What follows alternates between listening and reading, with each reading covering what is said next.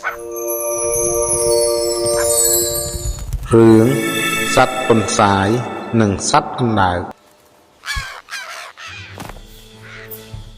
កាលពីព្រេងនាយនៅក្នុងព្រៃដ៏ធំស្រស់បំព្រងមួយ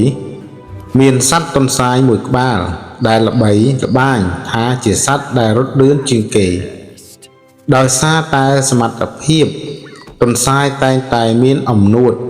និងចូលចិត្តចំអកឲ្យសត្វដទៃដែលយឺតជាងខ្លួនជាពិសេសគឺសត្វអណ្ដើក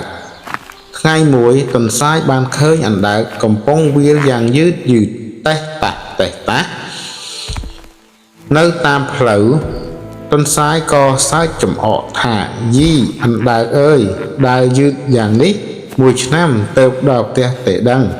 គួរឲ្យអាណិតណាស់អណ្ដើកឈប់ដើរងើបក្បាលឡើងហើយនិយាយដោយចិត្តត្រជាក់ថាទោះបីជាខ្ញុំដើរយឺតប៉ុន្តែខ្ញុំមិនដែលបោះបង់គោលដៅទេបើឯងពូកែរត់ម្លេះយើងមកប្រណាំងគ្នាទៅមើលថាមកណាទៅដល់កំពូលភ្នំមុនទន្សាយសាយកិច្ចកហាឯងចង់ប្រណាំងជាមួយយើងបានយើងនឹងបង្ហាញឲ្យឯងឃើញសត្វទាំងឡាយក្នុងព្រៃបានមកជួបជុំគ្នាដើម្បីធ្វើជាសាក្សីគ្រាន់តែសំឡេងកញ្ជ្រៀវពន្លឺឡើងវឺតទន្សាយក៏ស្ទុះរត់ចេញទៅយ៉ាងលឿនដោយខ្យល់ព្យុះបន្សល់ទុកតែធូលី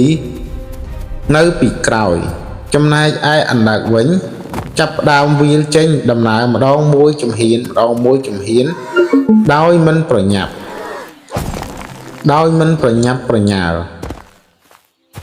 ទន្សាយរត់បានពាក់កណ្ដាលផ្លូវក៏ងាកមកក្រោយមើលមិនឃើញអណ្ដើកសោះវាគិតក្នុងចិត្តថាអណ្ដើកនៅឆ្ងាយណាស់ទោះបីជាអញដេកមួយសម្បក់ក៏វារត់មិនទាន់អញដែរគិតហើយទន្សាយក៏ចូលទៅដេកក្រោមដើមឈើធំមួយដែលមានម្លប់ត្រជាក់ហើយក៏លងលក់ក្នុងដំណេកយ៉ាងស្កប់ស្កល់ខណៈដែលទន្សាយកំពុងដេកអណ្ដើកនៅតែបន្តដំណើរទៅមុខជានិច្ចទោះបីហត់ទោះបីក្តៅក៏អណ្ដើកមិនឈប់សម្រាកឡើយវាកាត់ទន្សាយដែលកំពុងដេកស្រមុកប៉ុន្តែទន្សាយមិនដឹងខ្លួនទេ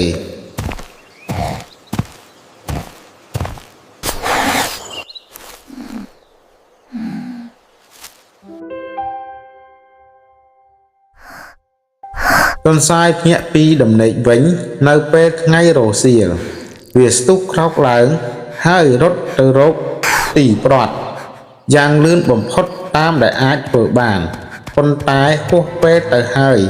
អណ្ដើកបានទៅដល់ខ្សែប្រត់រួចជាស្រេចទៅហើយសត្វទាំងឡាយកំពុងតែអបអរសាទរអណ្ដើកយ៉ាងសប្បាយរីករាយ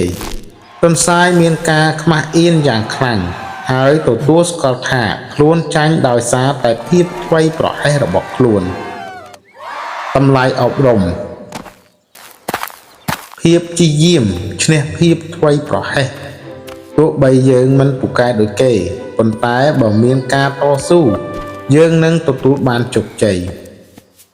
អំនួតអួតអាងមើលងាយអ្នកដទៃភាពខ្លាំងអាចក្លាយជាចំណុចខ្សោយប្រសិនបើយើងមានចិត្តក្រអឺតក្រទង